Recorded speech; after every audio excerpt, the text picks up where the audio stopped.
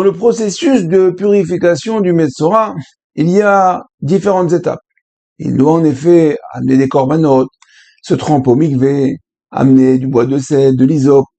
Une des étapes, la Torah nous dit qu'au 7e jour, il devra raser tous les poils de sa tête, de sa barbe, ses sourcils, de son corps. Le Ben Ishraï demande, mais à quoi bon?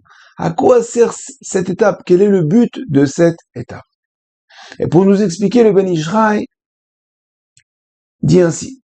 En effet, les cheveux, les poils sur la tête, sur la barbe, sur le corps d'un homme, chaque poil est entrelacé, est un sur l'autre. Il y a un cheveu qui est sur l'autre et l'autre sur l'un.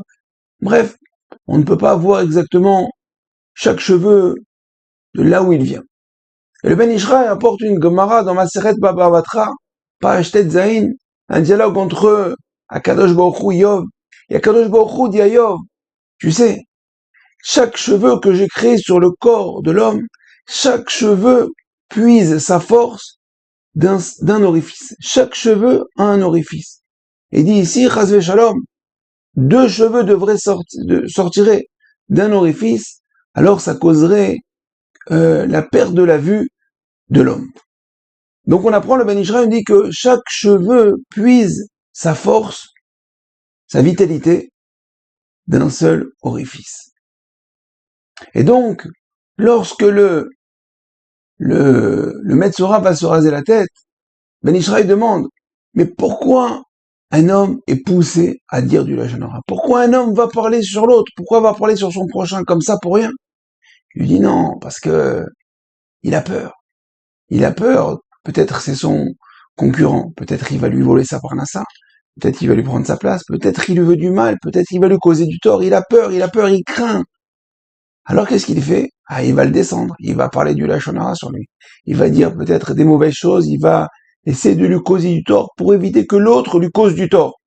Tout ça, c'est un manque de confiance, c'est un manque d'émouna. La Torah, le Ben Ishraï nous dit, viens. Et la Torah dit, tu sais quoi? Rase-toi toute la tête. Et alors, une fois que tu as toute la tête rasée, ta barbe rasée, les sourcils rasés, tous les poils de ton corps rasés, il dit là, tu vas te rendre compte que chaque cheveu pousse d'un orifice, chaque cheveu puise sa vitalité d'un orifice différent. Et il n'y a pas 2 cheveux qui poussent d'un seul et même orifice. Pour dire que si Akadosh Baruch Hu s'est pris la tête, a pris la délicate intention pour chaque cheveu, que chaque cheveu puise sa vitalité d'un seul orifice, alors tu crois que pour toi, il ne va pas s'inquiéter? S'il a fait que chaque cheveu a un canal pour pouvoir grandir, pour pouvoir pousser, tu crois que toi aussi? C'est vrai que, extérieurement, tu vois que tous les cheveux sont ensemble les uns sur les autres, tu crois que l'un, il prend la place de l'autre. Non. Rase tout et tu vas voir que chaque cheveu puise sa force tout seul. Et donc, on a tendance à parler sur l'un, parler sur l'autre, parce qu'on voit comme ça, une foule, on croit que l'un prend la place de l'autre, il va me prendre mon argent, il va me prendre ma parnassa, il va me prendre mon contrat, il va me prendre mon chidour, calme-toi, calme-toi. Tout ça, c'est un manque de confiance, un manque de Emouna. Et c'est quoi le Aleph Bet d'un juif? Emouna Bebitachot. On va lire dans les Pirkei Avot, Ezeu Ashir, Asamer Bechelko. Quel est l'homme, le vrai riche? Celui qui est heureux de son sort. Alors ça, c'est la traduction, la belle traduction, qui est heureux de son sort. Mais il y a plusieurs façons d'expliquer. Asamer Bechelko, qui est heureux, Bechelko. Chelko, qui est heureux pas de son sort, de notre sort à nous, de son sort à lui. L'homme, le vrai riche, c'est qui? Celui qui est heureux du sort de l'autre. Lorsque je suis content que mon ami, il a acheté une nouvelle voiture, que mon ami, il va marier sa fille, que mon ami, il va faire ça, il a acheté une nouvelle maison, qu'il a réussi dans la vie.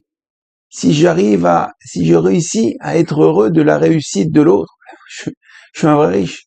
Parce qu'en fin de compte, si je suis heureux de l'autre, c'est que moi, je suis complètement satisfait, je suis bien avec moi-même. Donc, peu importe ce que l'autre va avoir.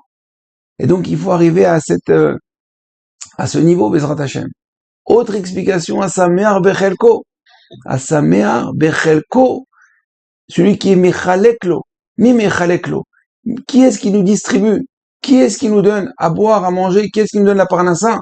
Akadosh Baruch Hu. Ezeu Ashir à sa mère Bechelko. Celui qui est heureux de celui qui nous distribue, celui qui comprend que tout vient d'Akadosh Baruch Hu.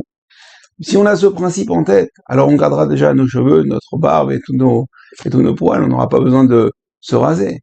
Mais on sera aussi heureux dans la vie, parce qu'on comprend que tout provient d'Hachem. Donc, il faut se renforcer toujours et toujours et jour après jour. On est obligé d'étudier du Moussar. Dans cette période de Sfirat HaOmer, Ramim nous ont indiqué d'étudier les Pirkei Avot. Alors les Pirkei Avot, c'est pas juste les lire en chantant le samedi matin après la synagogue. Il faut non, chaque semaine, chaque jour on en prend là une semaine pour faire un chapitre. Chaque jour on étudie 2-3 Pirkei Avot avec la traduction et quelques Mefarshim, quelques commentateurs pour comprendre et s'imprégner les Pirkei Avot. C'est un vrai livre de Moussar. Alors c'est vrai que peut-être on est loin de ce qui est écrit dans les Pirkei Avot. Aval, on doit essayer d'aspirer à ça. Toujours avoir cette idée et ce concept en tête. Et Zéou Hachir qui est le vrai riche à sa mère Betreko. Lorsqu'on est heureux de ce qui arrive à notre prochain, alors à ce moment-là, on aura atteint la vraie richesse. Alors je vous dis à très bientôt. Shabbat Shalom.